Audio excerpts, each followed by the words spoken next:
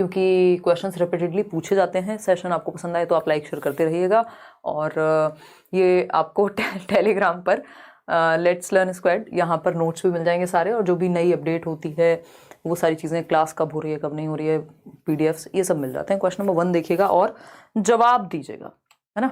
अच्छा, एक और चीज़, जिन्होंने भी प्रीवियस ईयर पेपर लिया है किरण पब्लिकेशन से सीटेट का, या फिर जो 4000 MCQ की एक बुक आती है वो ली है प्रैक्टिस के लिए, या कोई भी अगर बुक ली है और आप फीडबैक अगर आपको लग रहा है, क्योंकि उसमें उन्होंने आज ही मेरी बात हुई तो उन्होंने बताया कि 4 क्वेश्चंस गलत थे, तो कई बार हमें गलतफहमी हो जाती है कि गलत हैं, तो आप उनको भेज सकते हैं support@kiks.co या .in पर, तो उनको फीडबैक भेजिए। वो 500 रुपये देते हैं अगर कोई भी क्वेश्चन आप जो भेज रहे हैं और वो सच में गलत निकले प्रूफ के साथ, तो वो पर क्वेश्चन 500 रुपये देते हैं बच्चों को, है ना, जो भी निकालता है। तो खैर देखिएगा, तो इसका मतलब ये है कि गलतियाँ बहुत कम निकलेंगी, नहीं तो ऐसे 500 में तो उड़ जाएगा पैसा। देखिएगा एक बार, ये सब चीज़ें चलती रहेंगी। इधर आ जाओ वापस से, स्टार्ट करते हैं। सी कह रहे हैं 60% लोग। क्वेश्चन देखिए, क्वेश्चन की अगर हम बात करें तो यह है कि in class 5 while discussing the chapter whose forest, यानी हुज फॉरेस्ट नाम का एक चैप्टर है, किसके जंगल पर चर्चा होती है जब आप क्लास 5 की NCERT पढ़ते हैं, EVS की यानी पर्यावरण अध्ययन की। The teacher narrated a true anecdote of Suryamani who started a centre named Torang. बहुत इंपॉर्टेंट है, तोरांग पे क्वेश्चन आता है, और सूर्यमणि भगत आई थिंक इनका नाम था, if I am not wrong. तो ये कक्षा 5 में एक चैप्टर है किसके जंगल, और इस किसके जंगल में एक किस्सा सुनाया सूर्यमणि के बारे में, जो कि एक सच्चा, एनेक्डोट का मतलब होता है कि वो जो घटनाएं, जैसे डेली बेसिस पे बच्चे ने कुछ कर दिया स्कूल में तो वो एनेक्डोट बन जाता है, वो घटना है अपने आप में, और ये एक सच्ची घटना उन्होंने सुनाई टीचर ने, ताकि बच्चों को थोड़ा सा वो क्या हो, सेंसिटिव हो जंगल को लेकर के। आशीर्वाद देने की कृपा करें, पटना बिहार। बहुत बढ़िया, रॉकेट मामा, नाम भी आपका तो खतरनाक है। और तैयार रहिए, अब पढ़ाई आपकी कंटिन्यू पहले सीटेट के लिए करेंगे, फिर केवीएस के लिए करेंगे, यूट्यूब पे प्रैक्टिस करेंगे, बैचेस में आप सारे सब्जेक्ट्स देखेंगे ही अगर केवीएस की हम बात कर रहे हैं। और अदर सब्जेक्ट्स की जो मैराथन है आपकी, वो 11 तारीख से पहले निपटा देंगे सीटेट के लिए, क्योंकि WB टेट का भी एग्जाम है, तो उन लोगों को भी हेल्प मिल जाएगी। तो हम लोग 2 या 3 तारीख से शुरू कर देंगे मैराथन्स। सी ऑप्शन 68% लोग कह रहे हैं। चलिए देखते हैं, और केवीएस पे प्रॉपर बात तब करेंगे जब एक बार ऑफिशियल नोटिफिकेशन आ जाएगा, और तभी आपका बैच या कोई भी कुछ भी टेस्ट सीरीज बैच उसके बाद ही सोचेगा। अभी तो किसी को पता भी नहीं है कि सिलेबस में क्या क्या चेंजेस हैं। तो केवीएस के बैच के लिए थोड़ा सा थम जाओ। KKR जो पूछ रहे हैं बार बार, केवीएस का न्यू बैच कब आएगा मैम, करियर विल पर पहले नोटिफिकेशन आएगा। हमें कोई जल्दी नहीं होती, क्योंकि टीचर्स अच्छे हैं और कोई ऐसा कुछ नहीं है, तो जब तक प्रॉपर सारी डिटेल्स नहीं आ जाएंगी, जब तक बैच नहीं आएगा, तो एक बार 5 तारीख तक रुक जाओ, फिर आ जाएगा। हाँ, 11 दिसंबर को WB टेट है, जल्दी मैराथन आ जाएंगे। उससे पहले मैं यही बोल रही हूँ आपको, टेंशन मत लीजिए, आपको ईदी अमीन इतना काम हम कर देंगे। जो सीटेट वाली मैराथन है उससे पहले आ जाएंगी, ताकि आपको वहाँ भी हेल्प मिल जाए। और आज इतने कम लोग क्यों लग रहे हैं अभी तक, हैं 15-16 हज़ार लोग हैं अभी, क्या बात है? लेट शुरू किए हैं हम, या फिर सो गए हैं, या पढ़ने की आदत नहीं रही है, 2 दिन छुट्टी क्या हुई, संडे और मंडे। देखिएगा, अगर हम बात करें C option, issues of land and livelihood, issues of hunger, issues of forest और इशूज ऑफ कुडुक कल्चर, यानी कि ये जो तोरांग है, ये जो सेंटर नेम है तोरांग, तोरांग क्या है, एक सेंटर है, और तोरांग का मतलब क्या होता है, जंगल, ठीक है, फॉरेस्ट। तोरांग का मतलब है, कुडुक लैंग्वेज में है ये, और इसका मतलब होता है क्या, जंगल। तो ये किस बारे में था, ये जो तोरांग सेंटर था, ये किस बारे में था, ये पूछा है, बताइएगा, फटाफट से बताइएगा, ठीक, फटाफट से बताइए। 5 मिनट हुए अभी, आ जाओगे धीरे धीरे, कोई बात नहीं, इधर आ जाओ। अगर हम बात कर रहे हैं, ठीक है ईदी अमीन, अगर हम बात करते हैं किसकी, सी ऑप्शन कह रहे हैं कितने, 68% लोग। Issues of land and livelihood, यानी जमीन और जीविका की समस्याएं। इश्यूज ऑफ हंगर, यानी भूख की समस्याएं। इश्यूज ऑफ फॉरेस्ट, देखिए भूख की समस्याओं पे तो इसमें बात नहीं हुई है। इश्यूज ऑफ कुडुक कल्चर, बिल्कुल सही बात है, और कुडुक में ही तोरांग कहा जाता है जंगल को। और दूसरा है issues of land and livelihood, यानी जमीन और जीविकाएं की समस्याएं, जीविकाओं की या जीविका की समस्याएं। तो ये इश्यूज ऑफ फॉरेस्ट यहाँ पे गलत नहीं होता, लेकिन हमारे पास हम देख रहे हैं 3 ऑप्शन का कोई आंसर नहीं है यहाँ पे, हम सिर्फ 2 ही ऑप्शन सही चूज कर सकते हैं। तो उस केस में या तो ए सही है या फिर डी सही है। तो ए एंड डी बोथ का ऑप्शन है, यानी सी ऑप्शन एकदम सही है, जितने भी लोग कह रहे हैं। आगे बढ़ेंगे क्वेश्चन नंबर 2 पर। 5 दिन 5 मैराथन जैसा ही रखेंगे कुछ इस बार भी। देखिएगा, क्वेश्चन नंबर 2 है, the spirit of team work is learned from which of the following, यानी जो टीम वर्क की स्पिरिट है, टीम वर्क की जो स्पिरिट है निम्नलिखित में से किसके द्वारा सहयोग भावना से कार्य करने का अभिप्राय सीखा जाता है? बताइएगा। ये कमेंट में कौन लोग रो रहे हैं? क्या हुआ, क्यों रोते हो इतना? खुश रहा करो यार, है? मेरे पापा जी के नाम पर करेक्शन नहीं होगा क्या? फॉर्म लॉक हो गया है। 28 से कितना 30 तक था? कब तक थे करेक्शन? पहले कहाँ सो जाते हो यार आप लोग, हैं? मान लिया कि अब सारा कुछ बताया था पहले से ही, वीडियो में प्रॉपर इन्फॉर्मेशन दी थी। कल के वीडियो में मैं देख रही हूँ केवीएस वाले सब कुछ बता दिया है, उसके बाद भी ऐसे ऐसे सवाल पूछ रहे हैं कई लोग, और इसी चक्कर में फिर हमारा गड़बड़ हो जाती है ना? गड़बड़ हो जाती है, फिर पेपर में हम चीजें नहीं कर पाते। ठीक है बात? देखो एक बार फटाफट से, चलिए देखिएगा। सी ऑप्शन 88% लोग कह रहे हैं। चलिए बहुत बढ़िया, 19,000 लोग जागे, आ जाइए धीरे धीरे, कोई दिक्कत नहीं है। The spirit of team work, यानी निम्नलिखित में से किससे सहयोग भावना से कार्य करने का अभिप्राय सीखा जाता है? फैमिली, हाँ फैमिली सिखा सकती है कि भाई एक दूसरे के साथ घुल मिल करके रहो, बेहतर बनो।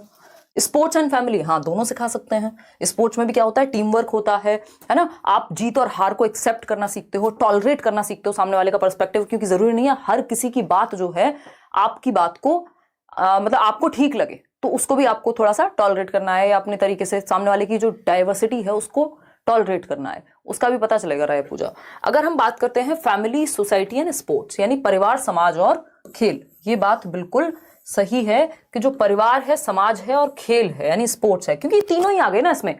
कंडक्टिंग कंपटीशन आंसर नहीं हो सकता कि आप क्या कर रहे हैं, कॉम्पीट करा रहे हैं बच्चों को एक दूसरे से। ये हमारे अंदर कूट कूट के भर दिया गया है ना? हमें बेफालतू में ही ऐसी बचपन से आदत हो जाती है, वो बच्चा गोरा है, अच्छा तुम इतने गोरे नहीं हो, उसकी हाइट इतनी है तुम्हारी नहीं है, उसके इतने नंबर आते हैं तुम्हारे क्यों नहीं आ रहे, उसके पास ये है तुम्हारे पास क्यों नहीं है, तुम्हारे पास है तो देखो उसके पास तो ये नहीं है। या तो हम दूसरे को नीचा दिखाते हैं, या अपने आप को ऊपर उठाते हैं, या फिर कम समझते हैं। ये है कॉम्पिटिशन। ठीक, तो ये कंडक्टिंग कंपटीशन से किसी का भला हुआ नहीं है आज तक, है ना? इससे क्या होगा, बच्चे में एक्सट्रिंसिक मोटिवेशन आएगी, और वो भी बहुत ही फोर्स वाली, कुछ टाइम तक मोटिवेटेड फिर खत्म। ठीक, तो फैमिली, या फिर वो अपने आप में इंफीरियोरिटी फील करेगा, जिस चीज के लिए वो बना है वो कभी रियलाइज ही नहीं कर पाएगा। तो ये क्या हुआ, फैमिली जो है, परिवार आपको कोऑपरेशन सिखाएगा, सोसाइटी सिखाएगी एक साथ कैसे रहते हैं, एक दूसरे की मदद कैसे करते हैं, टीम में काम कैसे करते हैं, ग्रुप में काम कैसे करते हैं। स्पोर्ट्स में भी टीम वर्क होता है, पूरी पूरी टीम हारती है या फिर जीतती है, तो कोई एक इंडिविजुअल अपने हिसाब से चलेगा तो गड़बड़ है। लेकिन कंपटीशन क्रिएट करने से कोई भी टीम वर्क को बढ़ावा नहीं मिल रहा, और वो है भी तो वो हेल्दी नहीं है। तो C option is the right answer. याद रखिएगा, ये वर्ड जो है कंपटीशन, इसको कोलैबोरेशन से रिप्लेस करेंगे। सहयोग की जरूरत है, एक साथ लाने की जरूरत है बच्चों को टीम वर्क में, ना कि कंपटीशन तो जस्ट ऑपोजिट है टीम वर्क का। ठीक है, आपस में ही कॉम्पीट करने लग जाओ। बताओ क्वेश्चन नंबर 3 देखो एक बार, इसका आंसर मैंने आपको फोटो में दे दिया है, जो पहचान लेगा वो जवाब दे देगा। ठीक है स्वीटी गुप्ता, एकदम स्वीट हैं आप। 9 मिनट हो चुके हैं सेशन को, और हम तीसरे क्वेश्चन पे हैं, और हम जुड़ चुके हैं लगभग 20,500 लोग। बहुत ही बढ़िया। मेरा सीटेट अच्छे प्रिपेयर हो गया है, बट मैं अदर लोगों के क्वेश्चन क्यों नहीं सॉल्व कर पा रहा हूँ? लोगों ने अगर अपनी मर्जी से बनाए हैं तो कृपया उनसे बच के रहें। इस टाइम पे पेपर का टाइम है, और जो सिर्फ प्रीवियस ईयर हैं, चाहे ऑफलाइन वाले भी कर लो सॉल्व, लेकिन टेढ़े मेढ़े क्वेश्चन मत करो अगर आपको लगता है कि सही सिलेबस के अकॉर्डिंग नहीं है चीज़ें। अगर दूसरा रीज़न ये भी हो सकता है कि आप अभी कॉन्सेप्ट समझने में गलती करते हो, तो उनको देख के घबराना नहीं है, ठीक है ना? घबराना नहीं है।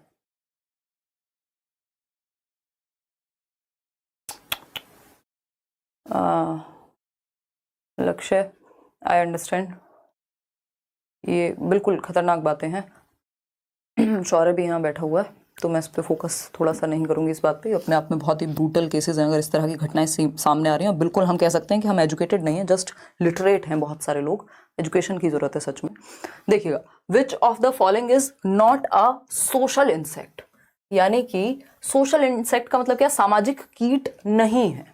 चींटियां, टर्माइट्स, बीटल या हनी बी, इन तीनों के बारे में बात हुई है। बीटल के बारे में आपकी एनसीईआरटी में बात नहीं हुई है। टर्माइट्स होती है दीमक, दीमक भी क्या है, ग्रुप में रहती है। सोशल का मतलब जो ग्रुप में रहे, मतलब आसान भाषा में ऐसी समझ सकते हैं, और ग्रुप में ड्यूटीज डिवाइड हो जाती हैं, साथ साथ चलते हैं। आपने देखा होगा दीमक भरपूर रहती है एक जगह पे।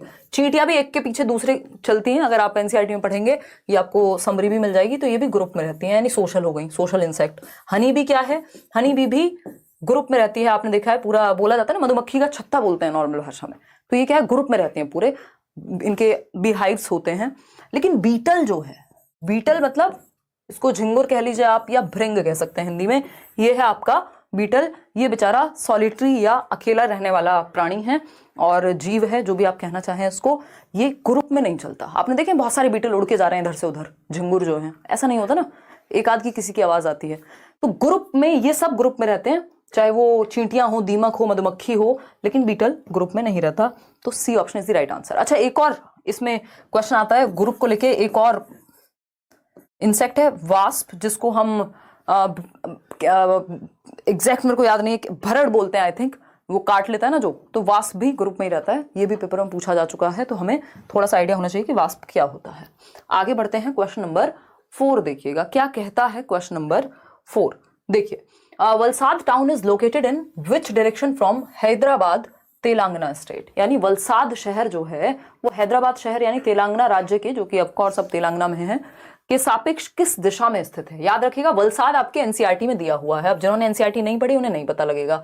वलसाद कहाँ है? गुजरात में है ना। वो ट्रेन शुरू होती है, चलती है, ये वो पूरी जो कहानी है, तो वलसाद कहाँ है? गुजरात में है। हैदराबाद आपको बता ही दिया, तेलंगाना स्टेट के अंदर हो गया। अब इस केस में अगर हम देखें तो ये गुजरात यहां कहीं होगा, तटीय क्षेत्र है, और आंध्र प्रदेश या अगर हम तेलंगाना की बात कर रहे हैं तो ये यहां कहीं होगा। और इसको थोड़ा सा इधर करके लिखेंगे, क्योंकि ये वाला तट हो गया बे ऑफ बंगाल वाला, इधर आपका इंडियन ओशियन वाला हो गया। तो ये देखें अगर, तो पहले तो ऊपर आना पड़ेगा क्योंकि ये साउथ में है। इसके मुकाबले, गुजरात के मुकाबले क्या है, ये साउथ में है, तो इसका मतलब नॉर्थ तो जाना ही पड़ेगा ऊपर की तरफ, मतलब नॉर्थ, और इसके साथ साथ वेस्ट में भी जाना पड़ेगा, यानी वेस्ट। तो नॉर्थ वेस्ट, अगर इधर जाना होता तो नॉर्थ ईस्ट हो जाता। तो इसका आंसर क्या है? North west. ठीक, नॉर्थ वेस्ट। एक बार मैप पे भी देख लेते हैं, मैप का एक क्वेश्चन निश्चित रूप से आएगा, ध्यान रखिएगा।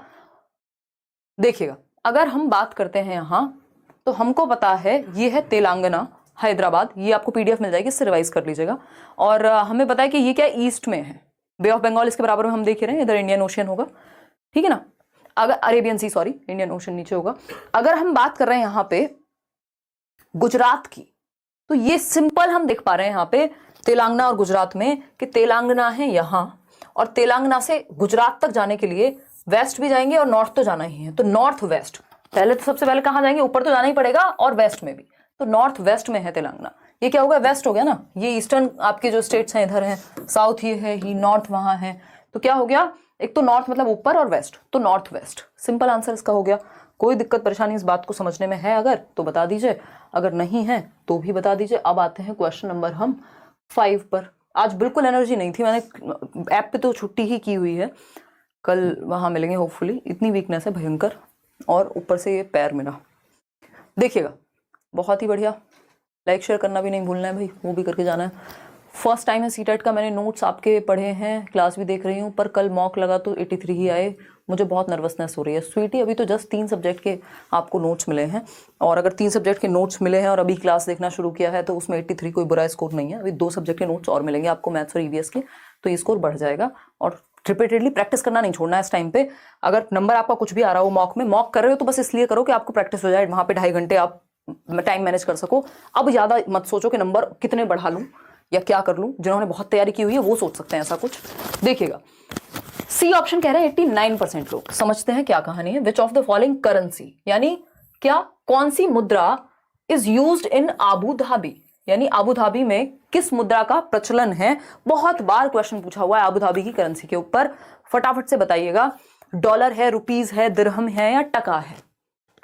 टका चलता है बांग्लादेश में, ये बात हमें पता है, नहीं पता तो पता कर लेते हैं। एक क्वेश्चन आ जाता है करेंसी पे भी, और ये तो रिपीटेडली सेम ही क्वेश्चन आता है क्योंकि एनसीईआरटी में यही है। इंडिया की अगर हम अपने नोन कंट्री की बात करें, और भी जगह है वैसे, तो इंडिया रुपीज हो गया, डॉलर यूएसए, और भी कंट्रीज हैं इस तरह की उसके आसपास वाली, कनाडा वगैरह हो गया, बट यूएसए के लिए हम जनरली डॉलर का इस्तेमाल कर रहे हैं। यहाँ दिरहम ही बचता है। अगर आप एलिमिनेट भी करते हैं, अगर आप ऑप्शंस हटा भी देते हैं, तो एकमात्र उत्तर क्या बचता है? दिरहम। कहाँ यूज होता है? यूनाइटेड अरब एमिरेट्स में, चाहे वो दुबई हो, चाहे वो अबू धाबी हो, क्या यूज होगा? दिरहम करेंसी यूज होगी। ठीक है, इतनी बात क्लियर है। कोई दर्द परेशानी? नीरज सिंह कॉमेडी किंग बताइए, अगर है तो बता दीजिए, नहीं है तो भी बता दीजिए। चंचल यादव दिल भेज रहे हैं। आकांक्षा कह रही है मैम आप लिलन टॉप पे बहुत अच्छा किए हो। अच्छा, धन्यवाद आकांक्षा, आपको पसंद आया। वो एक छोटी सी कन्वर्सेशन थी, उस दिन मैं सोई भी नहीं थी पिछली रात को, क्योंकि मतलब इसलिए नहीं कि लिलन टॉप पे जाना था, इसलिए कि मैं दिन में एक सेमिनार था सुबह इस कोने पे दिल्ली के, और शाम को उस कोने पे दूसरी जगह। देखिएगा, खैर, central bank of United Emirates, ये क्या यूएई की करेंसी हो गई। 50 दिरहम आपको फोटो में देख पा रहे हैं आप, देखिएगा। तो दिरहम्स यूएई में चलेंगे, यूनाइटेड अरब एमिरेट्स में, चाहे वो दुबई की बात हो रही है, यहाँ पे इनकी आबू धाबी की बात हो रही है, जितनी भी कंट्रीज हैं बेसिकली यूएई में। देखिएगा क्वेश्चन नंबर, नहीं सब में तो नहीं चलेगा, खैर सऊदी वगैरह में फिर अलग चलेगा। देखिए क्वेश्चन नंबर 6 देखिएगा, यूएई में, यूएई के जितने भी जगहें हैं वहां पे चलेगी आपकी दिरहम। चिराऊ, चिराऊ पे इतनी बार क्वेश्चन आया है। चिराऊ की अगर हम बात करते हैं, या हिंदी में चिराऊ कहते हैं इसको, तो चिराऊ पे कई बार क्वेश्चन आया है। चिराऊ क्या है बताइए, डांस है, किस जगह का है ये आपको देखना है। बैम्बू के साथ किया जाता है, यानी बांस के साथ। तो इन चिराऊ डांस, जो चिराऊ नृत्य है, people sit in pairs in front of each other, यानी मान लीजिए पेयर्स में, जोड़ों में बैठ गए एक दूसरे के सामने, दो दो लोग बैठे हैं, आमने सामने बैठे हुए लोग हैं। होल्डिंग बैम्बू स्टिक्स, यानी बांस की जो लकड़ियां हैं, बांस हैं, उनको ग्राउंड पे ऐसे रख के बैठे हुए हैं। एज दी ड्रम बीट्स, जैसे ही ड्रम की आवाज आती है, क्या करते हैं, the bamboos are beaten to the ground, उसको बजाएंगे, डम डम डम, बैम्बू को आवाज आएगी, ठीक। Dancers step in and out of the bamboo sticks and dance to the beat. मतलब कुल मिला के बात क्या चल रही है, चिराऊ डांस में पेयर्स में बैठे हैं लोग और डांस करते हैं। जैसे ही ड्रम की आवाज आएगी, बैम्बू का यूज करके, ये बात याद रखिएगा, बैम्बू का यूज करके, यानी बांस का प्रयोग करके डांस कहां किया जाता है और क्या कहते हैं उसको, तो चिराऊ कहते हैं। और ये कहां का नृत्य है, ये मिजोरम का नृत्य है, ठीक है। ना मणिपुर होगा इसका आंसर, ना असम, ना उड़ीसा, क्योंकि ये फैक्चुअल क्वेश्चन है, इसमें ऐसा कुछ नहीं हो सकता कि आपको कोई और बता दे। तो मिजोरम चिराऊ, याद रखिएगा, चिराऊ डांस कहाँ का है, मिजोरम का, बैम्बू का प्रयोग करके किया जाता है। अच्छा, बैम्बू पे एक और चैप्टर है अलग से, जिसको हम कहते हैं ना, वो आपकी झूम खेती, उसके बारे में भी कुछ कुछ चीजें हैं, वो भी आप पढ़ लीजिएगा। ये खेती से याद आया। क्वेश्चन नंबर 7 देखिएगा, rain water from the roof top, यानी जो पानी है किसका, बारिश का, फ्रॉम द रूफ टॉप, जो छत से, छत पर वर्षा के पानी का संरक्षण, यानी rain water from the roof top was conserved and used for recharge of ground water. This traditional method was used by which of the following states, यानी जो छत पर वर्षा के पानी का संरक्षण करके भौम जल को पुनः आवेशित कर रहे हैं, इसका सिंपल मतलब इंग्लिश में समझते हैं। जो रेन वाटर है उसको आप रूफ टॉप पे, छत पे कंजर्व कर रहे हैं, जिससे कि उसको दोबारा से यूज किया जा सके या रिचार्ज कर सके, हम एटलीस्ट ग्राउंड वाटर को ही रिचार्ज कर लें, है ना, ताकि हमारा ग्राउंड वाटर लेवल कम ना हो, ठीक है ना। बताइएगा एक बार, कौन से स्टेट की बात हो रही है। गुरमीत मलिक कह रही मैम, केवीएस की तैयारी करने से सुपर टेट में फायदा होगा या नहीं। मैम पेडागोजी में 90 में से 75 आ रहे हैं, कंटेंट के क्वेश्चन नहीं लगाए, ईवीएस नोट्स प्लीज। दे देंगे गुरमीत, ईवीएस के नोट्स अभी जल्दी दे देंगे। ऑफ कोर्स एक दूसरे से आपको, अगर आप केवीएस की तैयारी कर रहे हैं, सुपर टेट में निश्चित रूप से फायदा होगा, क्यों नहीं होगा। हिंदी इंग्लिश वहां भी आती है ना, वहां आपका टीचिंग स्किल भी आएगा, जहां तक है वो भी सिलेबस में होगा ही, ठीक है। 126 नंबर आ रहे हैं मॉक लगाने में आपकी वजह से। शालिनी मिश्रा कह रही हैं बस आशीर्वाद दो, बहुत बड़ा शालिनी, आप 130 प्लस लेके आओ, फिर हम बैठ के डिस्कशन करेंगे, चैनल पे इंटरव्यू करेंगे। कोशिश ऐसी ही है, सबके साथ नहीं हो पाता है, बट स्टिल कोशिश करेंगे, ठीक है जी। मॉरल डाउन हो रहा है ऑनलाइन मॉक में, पढ़ाई करो अब तो बस, इस टाइम पे टेंशन मत लो, कौन सा मॉरल और कुछ भी नहीं, कुछ नहीं सोचना, है ना। 28,000 के 28,000 लोग हैं, डेली जो पढ़ाई चल रही है वो दबा के करो। मॉक टेस्ट सिर्फ इसलिए दो कि प्रैक्टिस हो जाए इस टाइम पे, और जहां पे गलती है उसको एनालाइज करो, सिंपल। देखिए, अगर हम बात कर रहे हैं rain water from the roof top, specially जिन्होंने ज्यादा पढ़ा है वो इस टाइम पे मॉक टेस्ट से फायदा ज्यादा ले लेंगे। जिन लोगों ने पढ़ा ही कम है तो उनका मॉरल डाउन होगा, लेकिन फिर वो एनालिसिस करके गलतियां हटा दें अपनी, तो उनका काम बन जाएगा। फटाफट से बताइए, राजस्थान की बात हो रही है, ऑफ कोर्स राजस्थान की बात हो रही है। छत पर वर्षा के पानी का संरक्षण करके भौम जल को पुनः आवेशित किया जाता है, जिससे ग्राउंड वाटर लेवल को ठीक किया जा सके। राजस्थान की प्रॉब्लम है, B option is the right answer over here. आगे बढ़ेंगे क्वेश्चन नंबर 8 पर। देखिएगा एक बार question number 8, Brahmaputra river flows through which of the following states in India, यानी ब्रह्मपुत्र जो नदी है वो भारत के किस राज्य से होकर गुजरती है। ये नदी का क्वेश्चन पहली बार देखने को मिला है कि किस राज्य से होकर गुजरती है, ये पूछा है। तो इस बार आप नदियां भी एक बार पढ़ लीजिएगा, ईवीएस में थोड़ी सी नजर मार के चले जाइएगा, जरूरी नहीं है दोबारा क्वेश्चन आए, बट क्या पता आप दे ही दिया है तो, और आपके पास समय है तो क्यों नहीं, ठीक है जी, क्यों नहीं, वाई नॉट, ठीक है बात। बहुत ही बढ़िया, लाइक शेयर करने में कंजूसी बरत रहे हैं आप, पहले एनर्जी कम है। देखिएगा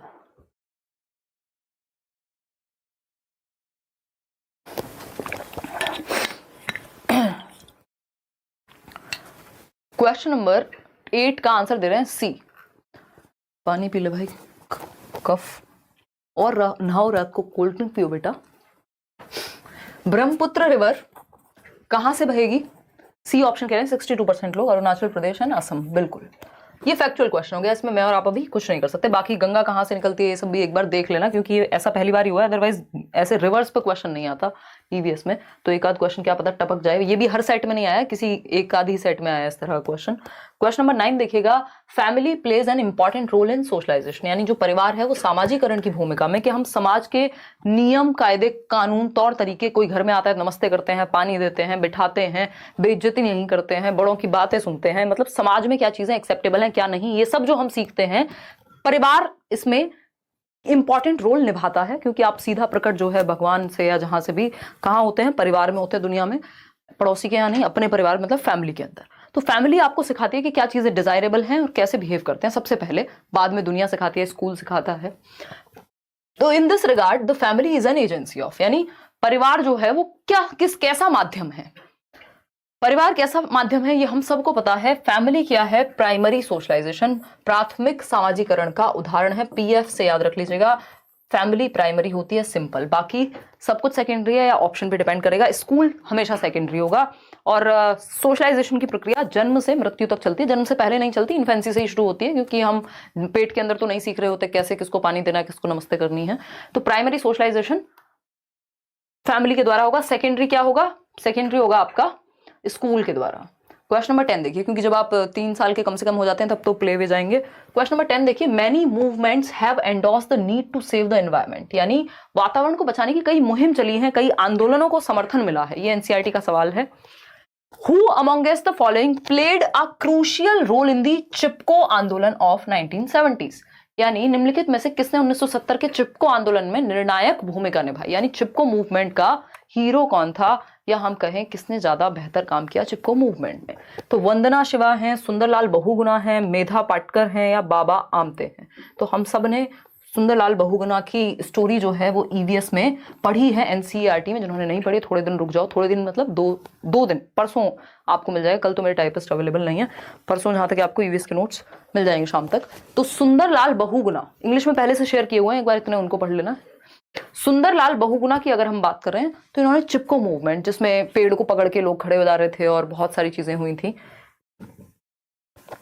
चलिएगा आगे बढ़ेंगे। क्वेश्चन नंबर 11, क्वेश्चन नंबर 11 देखिए क्या कहता है। ये कहता है, due to construction of large dams in the states of Maharashtra, यानी महाराष्ट्र, मध्य प्रदेश और गुजरात में बड़े बांधों के निर्माण के कारण the indigenous people were compelled to move out of their habitats, जो वहां के आसपास के लोकल लोग थे, स्थानीय व्यक्तियों को अपने प्राकृतिक आवास को छोड़कर जाना पड़ा। है ना भाई, डिस्टर्ब कर रहे हो आज तुम, बट कोई बात नहीं। देखिए अगर हम बात करें तो ये जो मूवमेंट है वो क्या कहलाएगा, फटाफट से बताइए, फटाफट से बताइए। नीरज सिंह क्या पूछ रहे हैं, मैम मैं डीएलएड कर रहा हूँ, ग्रेजुएशन में आर्ट्स इंग्लिश ऑनर्स था, तो क्या मैं सीटेट पेपर 2 में मैथ्स और साइंस ले सकता हूँ? ले सकते हो, इसमें ऐसा सच इन्होंने कोई रूल दिया नहीं होता। जनरली परसेप्शन यही चलता है कि आप अगर ह्यूमैनिटीज से हैं तो एसएसटी लें, बट ले सकते हो। देखो एक बार अगर हम बात करें तो due to construction of large dams in the states of Maharashtra, Madhya Pradesh and Gujarat. बताइए बताइए बताइए, अभी तक तो ऐसा कोई रूल नहीं है। देखिए डी कह रहे हैं कई लोग, बिल्कुल। ट्रांसफर, ये कोई ट्रांसफर तो बिल्कुल भी नहीं है, तो बहुत ही आसान सी भाषा हो गई। आउट माइग्रेशन, ये माइग्रेशन का ही हिस्सा है अगर बाकी सबको भी देखें तो, ठीक। इमिग्रेशन, एक देश से आप दूसरे देश में, फॉरेन कंट्रीज के कॉन्टेक्स्ट में इमिग्रेशन यूज होता है, बट यहाँ क्या बात हो रही है, लोगों को अपनी विल के अगेंस्ट, अपनी चाहत के अगेंस्ट, अपने लोकल एरिया को, अपने नेटिव प्लेस को, अपनी जगह को, अपनी जन्मभूमि को छोड़ के दूसरी जगह पे विस्थापित किया गया है। वर्ड पे ध्यान दीजिएगा, विस्थापन कहते हैं, विस्थापित किया गया है, उनको डिस्प्लेस किया गया है, क्योंकि वहां कोई डैम बन रही है, कोई रोड बन रही है, कोई एयरपोर्ट बन रहा है कहीं, तो उन लोगों को डिस्प्लेस कर दिया जाता है। ये डिस्प्लेसमेंट कहलाता है। Neha from Arrah, Careerwill पर मॉक टेस्ट को कितनी बार भी अटेम्प्ट कर सकते हैं या ओनली 1 टाइम? कितनी भी बार। मैं आपके ऑनलाइन क्लास में, ऑफलाइन क्लास में एडमिशन ले रही हूँ, हेल्प मी। ऑफलाइन क्लास तो फ्री होगी अभी सीटेट के लिए, केवीएस के लिए शायद बैच देखने को मिले, वो बता देंगे। ठीक है जी, चलिए आगे बढ़े। अब आपकी इजाजत हो तो हम आगे बढ़ जाएं। देखिएगा अगर हम बात करें तो ये डिस्प्लेसमेंट कहलाएगा जब व्यक्ति अपनी विल के अगेंस्ट दूसरी जगह पे, उसके नेटिव प्लेस से कहीं और आप उसको विस्थापित कर रहे हैं। इमिग्रेशन अपनी मर्जी से भी हो सकता है, आप फॉरेन कंट्री चले गए, ठीक। क्वेश्चन नंबर 12 देखिएगा, क्वेश्चन नंबर 12 क्या कहता है। क्वेश्चन नंबर 12 समझने का प्रयास करेंगे, समझने का क्या करेंगे, प्रयास करेंगे। बहुत ही आसान सा क्वेश्चन है। We should not leave cooked food uncovered or unrefrigerated for long duration. Which agents are responsible for spoilage of cooked food? यानी हमें पके हुए भोजन को खुला या बिना फ्रिज में रखे लंबी अवधि तक के लिए नहीं छोड़ना चाहिए। बोलती ना मम्मी बेटा सब्जी फ्रिज में रख दियो या शौर्य दूध फ्रिज में रख दियो, हैं? क्यों? क्योंकि अगर हमने जो भी बना हुआ खाना है या अनकवर्ड फूड है, अगर उसको लंबी ड्यूरेशन के लिए ऐसे ही छोड़ दिया तो वो हो जाएगा खराब। उस खराब होने को किसकी वजह से खराब होता है ये हमसे पूछा है। यानी निम्नलिखित में से कौन सा कारक पके हुए भोजन को बेकार करने के लिए जिम्मेदार है? इंसेक्ट्स तुरंत आ जाते हैं क्या? इंसेक्ट्स हैं, अगर पहले से घूम रहे हो तो आ भी सकते हैं, बट ये तो रीजन नहीं होता कि कीड़े खा जाएंगे, है ना, वायरस लग जाएगा। कोरोना थोड़ी लग जाता खाने को, वो कोरोना के टाइम पे लगता था, अब नहीं लगता, है ना। वो भी बने हुए कुक्ड फूड की बात हो रही है, तो कुक्ड फूड में तो नहीं लगता था। फंगस या बैक्टीरिया, आप देखते हैं कि फंगस तो बहुत बाद की कहानी है कि आपने जमाने भर के लिए छोड़ दिया उसको, तब कहीं फंगस लग सकती है। बैक्टीरिया है जो मेन रीजन है जिसके लिए कहा जाता है कि बिना फ्रिज के मत रखो लंबे समय तक, नहीं तो वो खाने योग्य नहीं बचेगा। तो बैक्टीरिया की वजह से वो खराब हो जाता है, उसमें बैक्टीरिया डेवलप हो जाते हैं।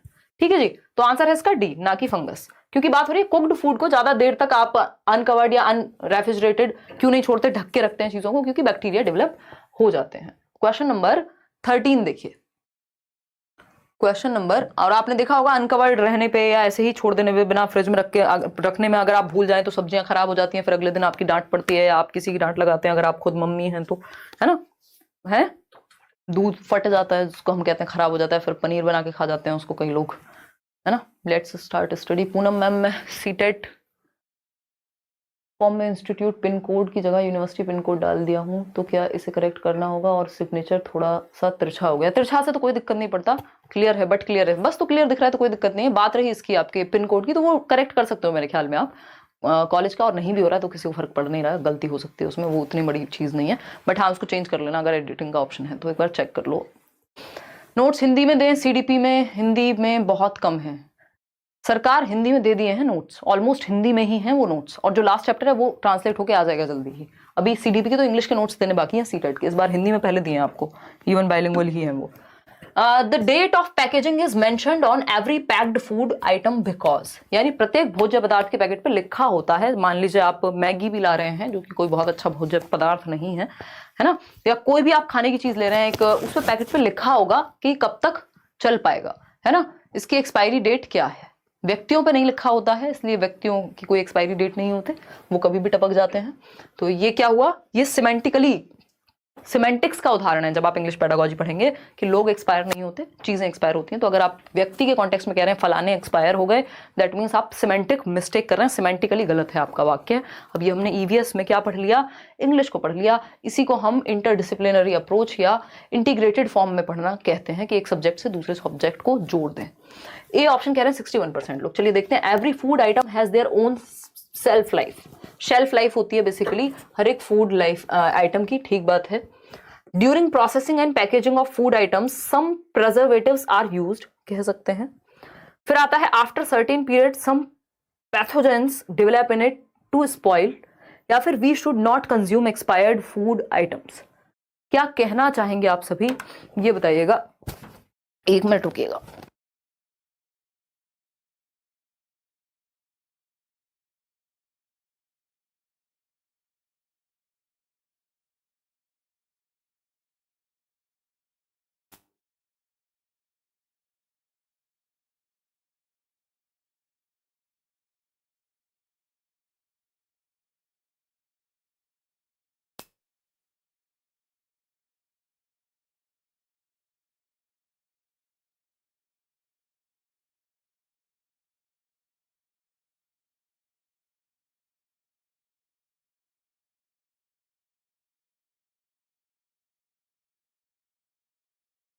देखिएगा एक बार, ए कह रहे हैं 69% लोग।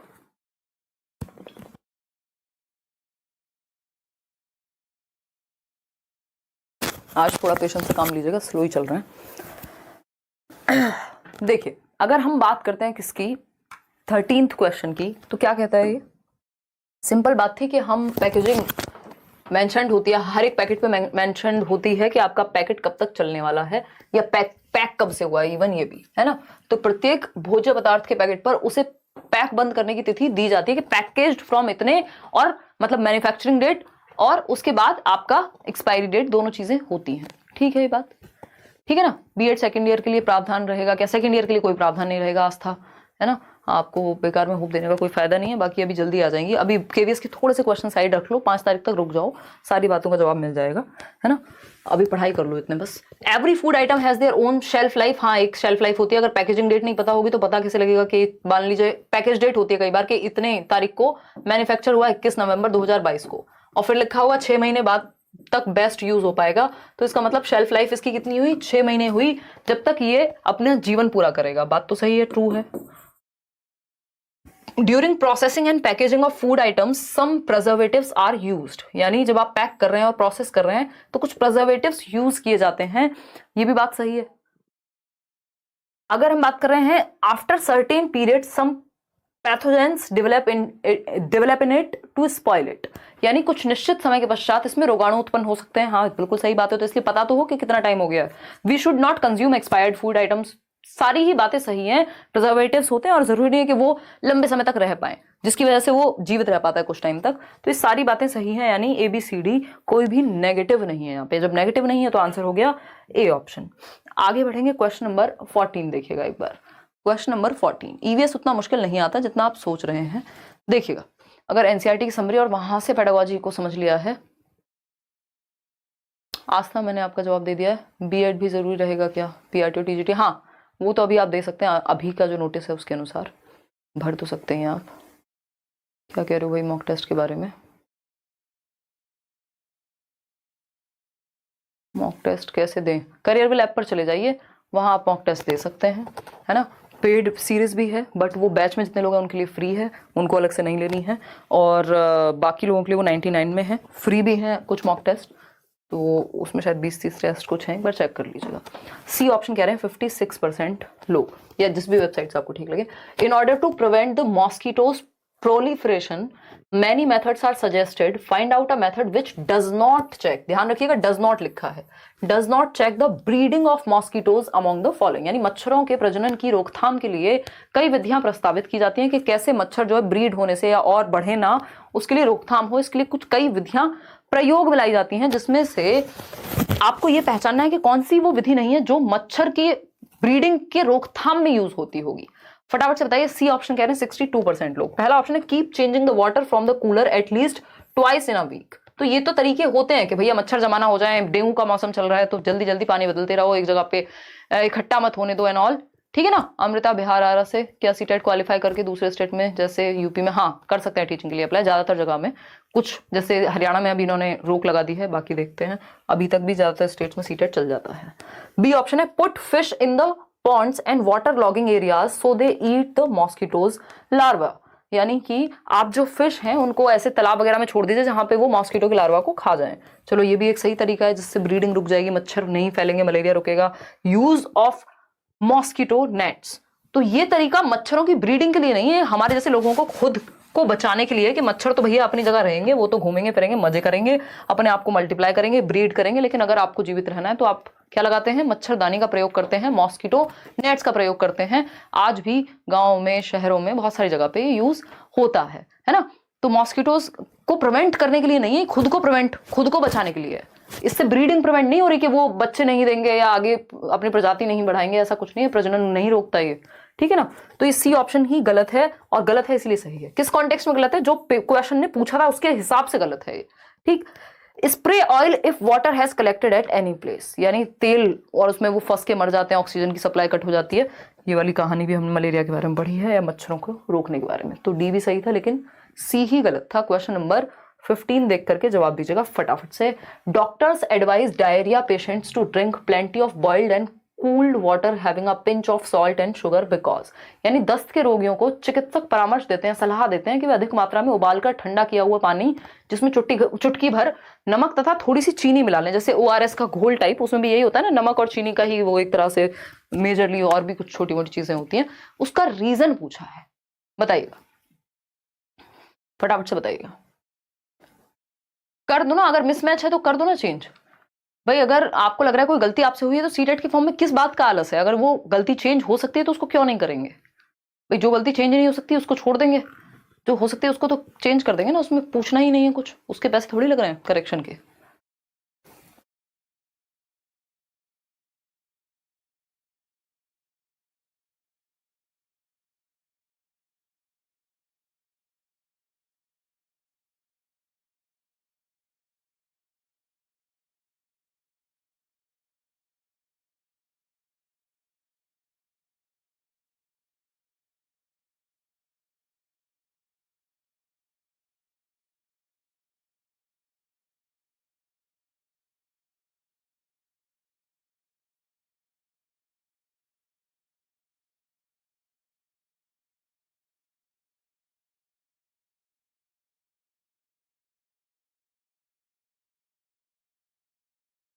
अमित, सुपर टाइट वगैरह में सबके लिए लगभग सेम ही रहती है, ये केबीएस ही है जो इतना छूट देता है आपको फीमेल्स वाली एज में, है ना, तो वही 30 के करीब होगी पीआरटी के लिए।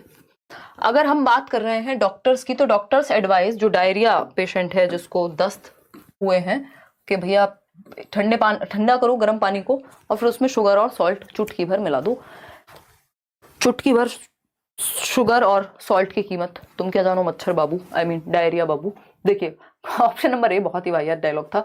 ऑप्शन नंबर ए देखिए, only sugar water can not be absorbed in the intestine, यानी केवल चीनी वाला पानी आंत नहीं सोख पाती।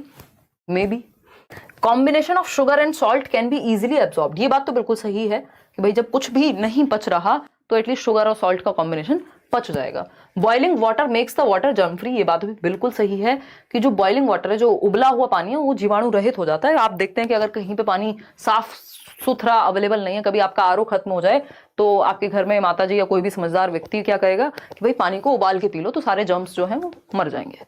तो ये दोनों ही बातें सही है, ठीक है जी। और पहला ऑप्शन पूछा था कि only sugar water can not be absorb. अब पूछा है कि कौन सी एक बात इस विषय में सही है? सिंपल बात, डी ऑप्शन एग्जैक्टली, है ना। इसका ये मतलब नहीं है कि शुगर कोई इसका इलाज मेन ये थोड़ी बस शुगर देनी थी सॉल्ट नहीं देना था, दोनों का मिश्रण काम करेगा, तो ऐसा नहीं कि एब्जॉर्ब ना हो पाए। B and C is the right answer, ये हमें उतना लॉजिकल लगा नहीं ए ऑप्शन, तो आंसर क्या हुआ? D option. आगे बढ़ेंगे, क्वेश्चन नंबर 16 को देखेंगे, थोड़ा सा बड़ा है बट अच्छा क्वेश्चन है। देखिएगा, इन क्लास 3 कक्षा 3 की बात हो रही है। अ टीचर जोसेफ नाम के एक टीचर हैं, while teaching the chapter food we eat, यानी भोजन पे एक चैप्टर पढ़ा रहे हैं। Asks students to discuss what they ate yesterday, और पूछते हैं कि बच्चों तुमने कल क्या खाया था। वो फूड का चैप्टर पढ़ा रहे हैं कि व्हाट वी ईट, और फिर वो बच्चों को पूछ रहे हैं कि अच्छा कल क्या खाया था ये बताओ। अब सब बच्चे बताएंगे, अलग अलग खाना बना होगा सबके घर में, कुछ बच्चों के घर में सेम बना होगा, अगर जो मान लीजिए बिहार से है तो हो सकता है कुछ लिट्टी चोखा जैसा बना हो किसी के यहाँ, कोई अगर पंजाब से है बच्चा तो वो क्या करेगा, वो बताएगा जी साग और मक्के की रोटी बनी थी, है ना, कोई और कुछ और बताएगा, कुछ कॉमन चीजें बताएंगे। इसका मतलब डाइवर्सिटी का पता लगेगा कि अलग अलग लोगों के घरों में अलग अलग खाना बनता है या खाने की वेराइटी होती है। What is the objective of this discussion, ये तो हम पहले ही समझ गए कि इसका उद्देश्य क्या होगा।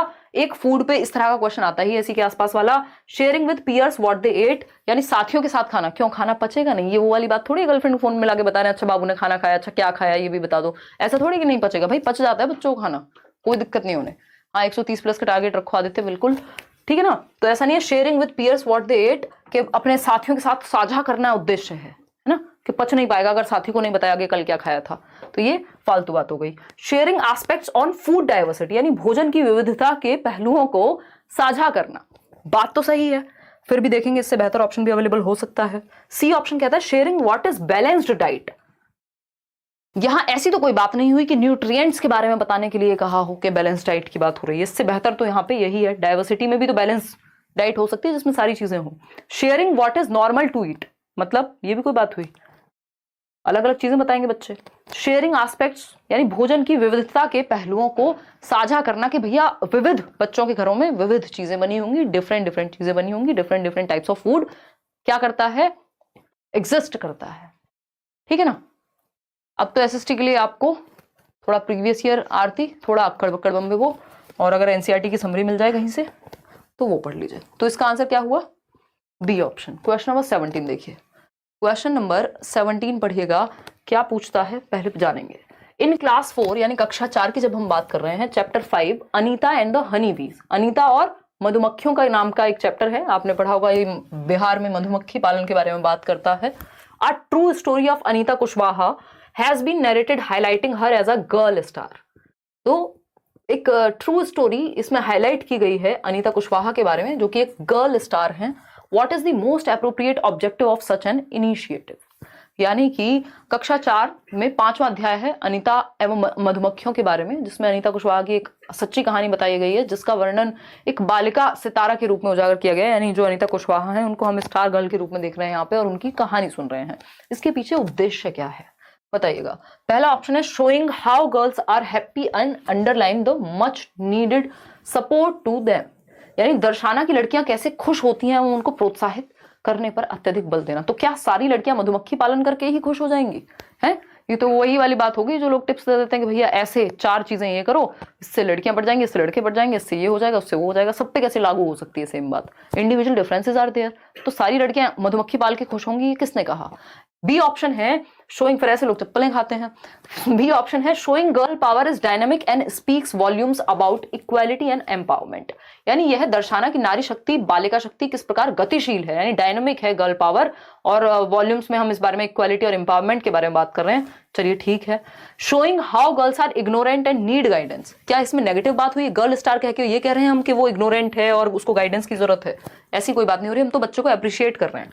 Showing how girls are a burden on their family and society, ये तो और खराब बात हो गई। सिर्फ बी ही एक पॉजिटिव ऑप्शन है, बच्चे के भले के बारे में है। Showing girl power is dynamic and speaks volumes about equality and empowerment, यानी यह चैप्टर यह दर्शाता है कि नारी शक्ति, बालिका शक्ति किस प्रकार गतिशील है ना, कैसे डिफरेंट आयामों में काम कर सकती है, अलग अलग क्षेत्र में भी और अलग अलग तरीके से भी, तथा समानता एवं सशक्तिकरण को प्रदर्शित करना कि भैया लड़कियां भी इक्वल हैं, वो भी जीवन यापन कर सकते हैं, वो भी डिफरेंट चीजें कर सकती हैं, हम उनको एम्पावर करें और इक्वालिटी की बात करें, लड़के और लड़कियों में भेदभाव ना करें, दोनों इंसान ही हैं। ये बात इस बात से कन्वे हो जाएगी। B option is the right answer. आगे बढ़ेंगे क्वेश्चन नंबर 18। क्वेश्चन नंबर 18 देखिएगा और जवाब दीजिएगा। क्वेश्चन नंबर 18 कहता है इन क्लास 4 यानी कक्षा 4 की जब हम बात कर रहे हैं, the chapter on the world in my home, दुनिया कहाँ है, मेरे घर में है। A story on Akshay tells about how his grandmother tells him not to eat और drink at Anil's home. What important message children learn from this story, बहुत ही इंपॉर्टेंट है। कक्षा 4 की बात हो रही है, उसमें एक चैप्टर है दुनिया मेरे घर में नामक कहानी अक्षय के बारे में बताती है, जो बताता है कि उसकी दादी ने उसे अनिल के घर कुछ भी खाने के लिए मना किया है। बताइए क्या है? दादी ने कहा है कि बेटा फलाने बच्चे के घर तुम्हें कुछ नहीं खाना है ना? क्या कहानी हो सकती है? फटाफट से बताएंगे। झूले झूले ऑन लेट्स लर्न मैम, बिल्कुल, धन्यवाद, बहुत ही धन्यवाद। हाँ सफिशिएंट है। ऋतिक प्रीवियस ईयर लगा लोगे, नोट्स लगा लोगे, आ जाएंगे नंबर। बताओ एक बार। बी ऑप्शन कह रहे हैं एग्जिस्टेंस ऑफ कास्ट डिस्क्रिमिनेशन, बिल्कुल सही बात है। दादी ने क्या कहा है, बेटा फलाने के घर खाना नहीं खाना, ये वाले बर्तन यूज नहीं करने, इस तरह की चीजें हम देखते हैं कि नहीं देखते हैं? बिल्कुल देखते हैं। इसमें कोई भी दोहराए है क्या? अगर है तो बता दीजिएगा, फटाफट से बता दीजिएगा। कोई कह रहा है कि जो उसका आंसर है वो ए बी सी है 15 क्वेश्चन का। लास्ट में देख लेंगे एक बार, लास्ट में देख लेंगे। क्वेश्चन नंबर 18 कह रहा है कि बी ऑप्शन कह रहे हैं, देखिएगा अ story on Akshay tells us about how his grandmother tells him, ये बात सही है। एग्जिस्टेंस ऑफ इक्वालिटी की तो बात ही नहीं है, नहीं तो ऐसे थोड़ी कहती कि उसके घर खाना मत खाना। तो existence of caste discrimination and untouchability, जाति भेदभाव एवं अस्पृश्यता का अस्तित्व, कैसे हम अनटचेबिलिटी प्रैक्टिस करते हैं, जाति के आधार पे लोगों को छोटा बड़ा या अनटचेबल घोषित कर रहे हैं कि आप हमारे साथ नहीं बैठ सकते, हमसे दूर रहिए, हमारे बर्तनों में मत खाइए, ये सब क्या है? अनटचेबिलिटी। हम इंसान को इंसान मानने को तैयार ही नहीं है, ठीक है ना, हम इंसान को इंसान मानने को तैयार नहीं है। इस केस में सी ऑप्शन है एग्जिस्टेंस ऑफ कम्युनलिज्म, यहाँ पे सांप्रदायिकता में खाना तो नहीं आएगा at least. Existence of religious discrimination, ऐसी यहाँ कोई बात नहीं हुई, लेकिन हाँ कास्ट की बात यहाँ जरूर हुई है अगर आपने चैप्टर पढ़ा है। क्वेश्चन नंबर 19 देखिएगा और जवाब दीजिएगा। देख रहे हैं 12 क्वेश्चन, परेशान मत हो। नहीं 15, एक मिनट रुको। Which one of the following statements define peer assessment? Peer का मतलब होता है साथी समूह। जब बच्चे एक दूसरे का आकलन कर रहे हैं, उसको पीयर असेसमेंट कहते हैं। It focuses on a students own assessment of her learning and progress in knowledge, यानी यह शिक्षा एवं ज्ञानवर्धन पर विद्यार्थी के स्वयं के आकलन पर आधारित है। देखिएगा, अगर स्व आकलन की बात होगी, सेल्फ असेसमेंट की बात होगी, तो आंसर क्या हो जाएगा? ये हो जाएगा असेसमेंट एज लर्निंग, है ना, या फिर सेल्फ असेसमेंट। ये दो शब्द लिखे होंगे, स्व आकलन या फिर एज लर्निंग का मतलब भी खुद से ही आकलन होता है। Assessment as learning, for learning है टीचर इन्वॉल्व होगा फीडबैक के लिए, ऑफ लर्निंग होती है जजमेंट के लिए। ये तीनों का मेन डिफरेंस है, ठीक है ना। इंग्लिश भी करवाएंगे रूपा, डोंट वरी, जल्दी ही मैराथन शुरू कर देंगे अगले 1 से 2 दिन में। हाँ, कौन है व्यक्ति जिसका 140 आ रहा है भाई मॉक टेस्ट में? ऋतिक सिंह, ऋतिक सिंह राजपूत, आपको हम एक गिफ्ट देंगे। आपका पैर का दर्द कैसा है? मनीषा, मुझे लग रहा था ठीक हो चुका है, बट कल से वापस आ गया है, इस चक्कर में बैंड बज गई वापस से फिर से, क्योंकि भागम भाग तो कम हो नहीं रही है। अब याद आया है कि इस पे कुछ लगा लेंगे। अच्छा, धन्यवाद ऋतु। 30,000 लोग देखते हैं और 3500 लोग लाइक करते हैं। क्या कर रहे हो यार? पलक बनवाल कितनी दुखी है, दिख रहा है आप लोगों को? लाइक शेयर करना भूला मत करो, यहाँ पे लोग दुखी हो जाते हैं, दिल पे ले जाते हैं मेरे से ज़्यादा। मैम, आप मेरे कमेंट का जवाब दो, शालिनी कह रही हैं। कमेंट मैंने पहली बार पढ़ा है, नहीं पहली बार तो नहीं, बट शालिनी किसी और का भी नाम हो सकता है। देखिए, सी कह रहे हैं ज़्यादातर लोग। It focuses on a student while she is doing an activity.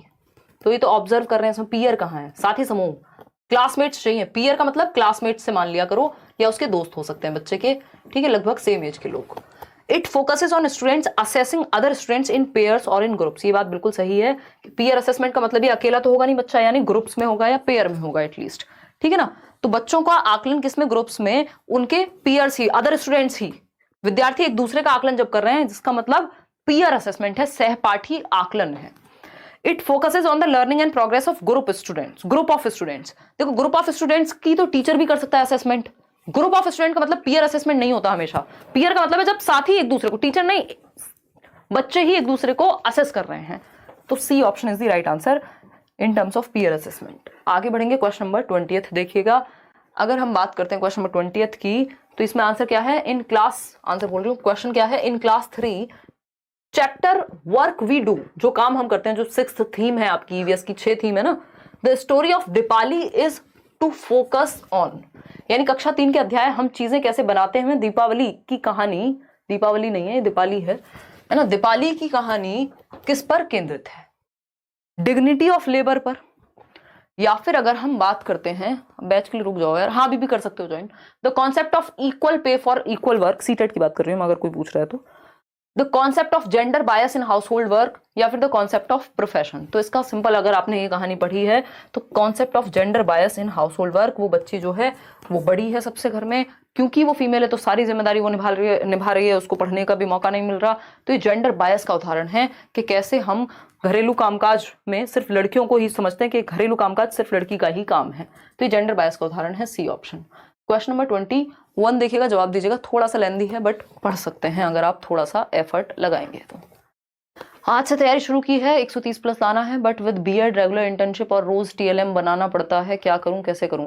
Sweety, अगर आप इतना काम साथ में कर रहे हो तो वैसे भी आपका सीटेट में दिमाग चल जाएगा। टीएलएम वगैरह ये सारी चीजें हेल्प करती हैं। जब मैंने पहली बार सीटेट दिया था तो मैं शायद फर्स्ट ईयर में ही थी, ऐसी मजाक में दे दिया था, और जो भी पढ़ते थे हम उस टाइम पे टीचिंग ट्रेनिंग में, वो सब काम आया, क्लियर भी हो गया था, बट उस टाइम पे वो वैलिड नहीं था। ठीक, तो अगर हम बात करते हैं तो ऐसी कोई दिक्कत नहीं है, जो भी आपने, और मेरे टाइम पे ना कोई लेट्स लर्न था, ना कोई और टर्न था, है ना, यूट्यूब जैसी कोई चीज़ नहीं थी जिस पर पढ़ सकें, मतलब स्पेशली टीचिंग वीचिंग क्या छोड़ो, मैंने कोई भी पढ़ाई नहीं देखी थी। बस एक बात ये, आपने टीएलएम की बात की, टीएलएम बनाना मैंने देखा था यूट्यूब पे, वो भी फॉरेन कंट्रीज की वीडियोस आती थी, वो कुछ कुछ जोड़ तोड़ के बना रहे होते थे।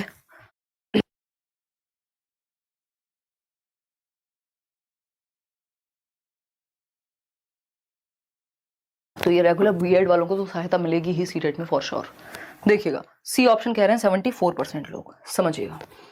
Oral history is an important means to collate experiences of specific groups of the society. In this context, indicate the statement that best illustrates its usage. यानी मौखिक इतिहास समाज के विशिष्ट समूहों के अनुभवों का समन्वय करने का महत्वपूर्ण साधन है। यानी आप अपनी दादी नानी या आसपास किसी से भी, या कोई किसी से पूछ रहे हैं, इंटरव्यू ले रहे हैं, उनके बारे में कि उनके समय में क्या होता था या इतिहास में क्या होता है, ये जो बातचीत के माध्यम से आप जान रहे हैं, लोगों से सुन करके जान रहे हैं। In this context, indicate the statement that best illustrates, यानी इसके संदर्भ में कौन सी एक बात सबसे ज्यादा उपयोगी है, अच्छी तरह से इस बात को दर्शाती है कि ओरल हिस्ट्री वर्क करती है, इंपॉर्टेंट है।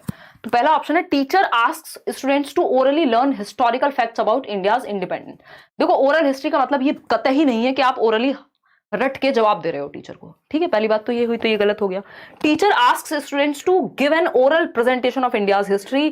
Teacher asks students to collect experiences of grand parents about the freedom struggle. कि भैया आप अपने दादा से, नाना से, नानी से, दादी से, पिताजी से, उनके समय की बात पूछो कि उस टाइम पे, जैसे मेरी जो नानी है और अभी तो बहुत ही बुजुर्ग हैं, अदरवाइज हमने उनसे बहुत किस्से सुने हैं कि कैसे अंग्रेज आते थे उस टाइम पे, क्या रहता था, पूरी कहानियां, तो उन्होंने बहुत किस्से सुनाए। तो ये क्या हुआ, ओरल हिस्ट्री हो गई। आपने भी अपनी दादी नानी या किसी ना किसी से सुना ही होंगे।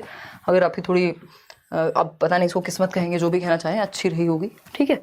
तो डी ऑप्शन है teacher asks students to orally list the names. Orally list करने का मतलब नहीं है, ओरल हिस्ट्री का मतलब है जो लोगों से सुनी है आपने, ग्रैंड पेरेंट्स से, उनके टाइम की कहानियां जो उनके मुंह से सुनी है। तो C option is the right answer. ये एक अच्छा सोर्स माना जाएगा। अब इसमें कुछ चीजें भ्रांतियां भी हो सकती हैं और ज्यादातर चीजें सही भी होंगी। अगर कोई अपना एक्सपीरियंस बताएगा तो वो ओरल हिस्ट्री का ही हिस्सा होगा, इसलिए आंसर हमने वही लगाया था। अब मैपिंग स्किल पे क्वेश्चन है। मैपिंग स्किल पे क्वेश्चन मैथ्स पेडागोजी में भी आ जाता है। चरण स्पर्श, मैं बरेली से हूँ। ऐप पर 20 क्वेश्चन की मॉक और टेस्ट सीरीज के अलावा भी कुछ और टेस्ट या एमसीक्यू मिल रहे हैं क्या, पेड या नॉन पेड? हाँ सचिन, एक शायद 20 या 30 वो हैं आपके मॉक टेस्ट, 99 रुपए के, सिर्फ 99 रुपीज में वो है, अदरवाइज तो फ्री तो आपके हैं ही। सीटेट का टेस्ट सीरीज है वो, देखिएगा। अगर हम बात कर रहे हैं मैपिंग स्किल्स की, mapping skills are essential for a student to understand space. Suggest which of the following statements about maps are correct. यानी स्थान विशेष को समझने के लिए बच्चों को मानचित्र बनाने की कला का ज्ञान आवश्यक है, बताइएगा। मैपिंग मतलब मान लीजिए उनको, जैसे मैथ्स में एक क्वेश्चन आता है कि बॉटल का जो टॉप है उसके बारे में इमेजिन करने को कहा जाए, उसको बनाने के लिए कहा जाए, या दिशा के बारे में, अगर ईवीएस के कॉन्टेक्स्ट में बात करें तो उनको थोड़ा सा दिशाई ज्ञान हो, ठीक बात है। ए ऑप्शन है, a map is always made assuming that a person is looking at a place from the ground. अब ये टोटली आपके मानचित्र के बारे में बात हो रही है यहाँ पे, ये वो वाला मैथ्स वाला मैप भी नहीं है, ये सिंपल आपका मैप है। मान लीजिए इंडिया का मैप है, दुनिया का मैप है, ठीक। तो इस बारे में कौन सी एक बात सही है? पहला ऑप्शन है, a map is always made assuming that a person is looking at a place from the ground. यानी मानचित्र सदैव यह मानकर बनाया जाता है कि व्यक्ति किसी स्थान को जमीन से देख रहा होगा। बताओ, 4 ऑप्शन है इसमें से 2 ही सही होने वाले हैं, फटाफट से बताओ। क्या कहते हो जोसेफ भाई? ओह गॉड,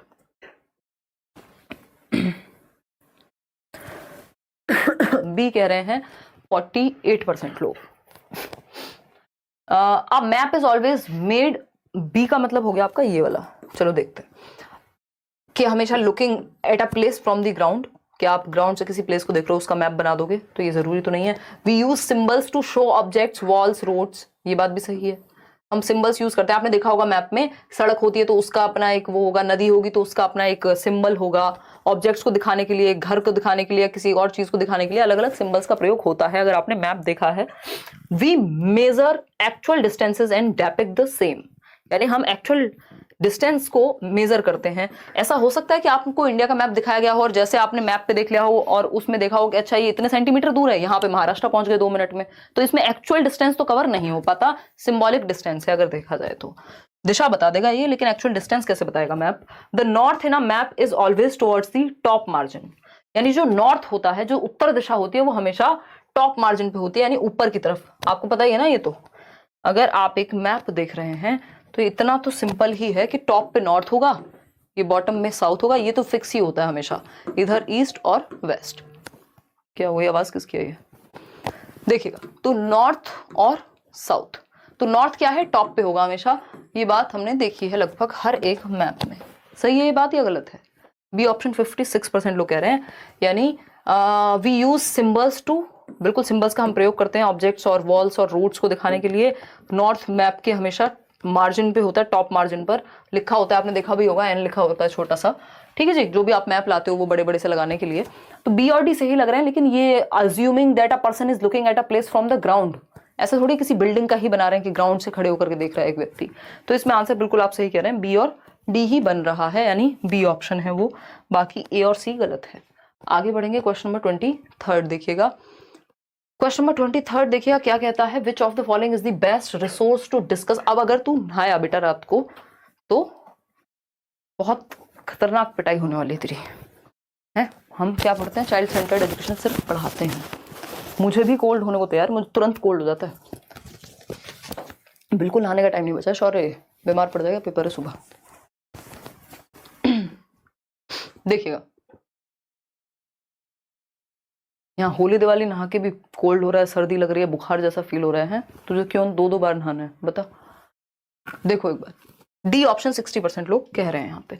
अगर हम बात करें which of the following is the best resource to discuss the issue on water scarcity and its impact on any region, यानी कौन सा साधन जल के अभाव एवं इसका किसी क्षेत्र पर पड़ने वाले प्रभाव की चर्चा का सर्वोत्तम माध्यम है। यानी जो जल है वो क्या है, एक बहुत ही स्कार्स रिसोर्स है, दुर्लभ है, इसका जो अभाव है, इसका प्रभाव किसी क्षेत्र पर कैसे पड़ेगा, इसको हम कैसे दर्शाएं, टेक्स्ट बुक के माध्यम से, ऑडियो के माध्यम से, एनसाइक्लोपीडिया या फिर न्यूज़पेपर रिपोर्ट्स। तो बिल्कुल न्यूज़पेपर रिपोर्ट्स क्या, एक तो ये ऑथेंटिक मटेरियल हो जाएगा पढ़ाने के लिए, टीचिंग लर्निंग मटेरियल का, समाचार पत्र की रिपोर्ट कि कौन सा साधन जल के अभाव में इसका किसी क्षेत्र पर क्या प्रभाव पड़ेगा। तो ये आपके पास अलग अलग जगह की न्यूज़ होगी, डेटा होगा, वो आप न्यूज़ रिपोर्ट इसके बारे में पढ़ेंगे तो आपको पता लगेगा कि एक आर्टिकल आया था, एक रिपोर्ट आई थी न्यूज़पेपर में और उसमें ये बात कही गई थी। टेक्स्ट बुक से ज़्यादा, ऑडियो एड से ज़्यादा, एनसाइक्लोपीडिया तो सिर्फ आप वर्ड मीनिंग डिक्शनरी के जैसी बात हो गई। तो इन सबसे ज़्यादा प्रभाव जो रियल लाइफ से जुड़ी हुई एक चीज़ है यहाँ पे, न्यूज़पेपर रिपोर्ट का पड़ेगा और ये सही डेटा भी प्रस्तुत करेगी। क्वेश्चन नंबर 24 देखिएगा। क्वेश्चन नंबर 24 क्या कहता है भाई, पढ़िए फटाफट। विच ऑफ द फॉलोइंग, बताइएगा। केवीएस का नया बैच, उत्कर्ष रुक जाओ एक बार, सारी डिटेल्स आ रहे हैं। दो सिलेबस क्या चेंज हुआ, अभी क्या पढ़ा रहे हैं आपको, हो सकता है सिलेबस हो, क्या सकता है होगा ही सिलेबस चेंज, तो ये तो गलत बात होगी कि अभी अगर बैच निकाल दें तो। रुक जाओ पहले, करियर बैच में हूँ, पेड वाला मॉक टेस्ट तो नहीं दिखा कहीं। अगर आप सीटेट के बैच में तो आपको फ्री मिलेगा, वो जितने लोग सीटेट के बैच में हैं करियर पे तो उनको वो फ्री मिलेगी टेस्ट सीरीज, उनको नहीं खरीदनी है, तो शायद इसलिए ना दिखा हो। देखिएगा फटाफट से जवाब दीजिएगा। ओ गॉड, डी ऑप्शन कह रहे हैं 77% लोग। Which of the following statements is true in relation to the students learning EVS, यानी ईवीएस सीखने के संदर्भ में कौन सा एक कथन ट्रू है, ट्रू सही है। पहला ऑप्शन क्या हुआ बताइएगा, पहला ऑप्शन क्या हुआ, स्टूडेंट्स आर एम्प्टी वेसल्स। ये तो हम वैसे ही मना कर देते हैं कि भैया बच्चे खाली बर्तन नहीं हैं जिनमें आपको कुछ भरना हो, ये टीचर सेंटर्ड तरीका है। और ये किसने कहा था, ये जॉन लॉक कह रहे हैं कि बच्चा टेबुलर रासा है, खाली बर्तन है, कुछ भी भर दो, क्ले मिट्टी है, कुछ भी बना दो, ये गलत तरीका है, बिहेवियरिज्म मानता था इसको। बी ऑप्शन है all students are same and they respond similarly while learning. हर बच्चा सेम है, क्या रोबोट्स बना दो ना बच्चों को, बच्चा मत कहो फिर। Students learn in a linear way, learning कभी भी लीनियर यानी एक सीधी रेखा में नहीं हो सकती। 2 हर दिन 2 सीखेंगे जरूरी नहीं, किस दिन आप 20 सीख लेते हैं, किस दिन आप 5 सीखते हैं, किस दिन आप 2 सीखते हैं, ठीक है ना। तो लर्निंग क्या है, स्पाइरल वे में, आगे पीछे कोई चीज आप मान लीजिए आपने नई सीखी, फिर कुछ और डिफिकल्ट आ गया, आप पीछे आए, पहले पुराने को पक्का करने बैठते हैं, फिर समझते हैं आगे जाकर के, तो आगे पीछे जाती है और हायरार्किकल इसमें स्पाइरल वे में होती है और हर एक बच्चा यूनिक है अपने आप में। तो डी ऑप्शन ही एकमात्र सही उत्तर हुआ। क्वेश्चन नंबर 25 देखिएगा, थोड़ा सा बड़ा क्वेश्चन है, पोर्टफोलियो पे एक क्वेश्चन आता ही है। Portfolio is an important assessment tool for assessing students learning, which among the following statements defines portfolios in the more appropriate manner. यानी विद्यार्थियों के सीखने का मूल्यांकन करने के लिए फाइल या पोर्टफोलियो एक महत्वपूर्ण उपकरण है, निम्न में से कौन सा वाक्य पोर्टफोलियो को सर्वाधिक उपयुक्त रूप में परिभाषित करता है।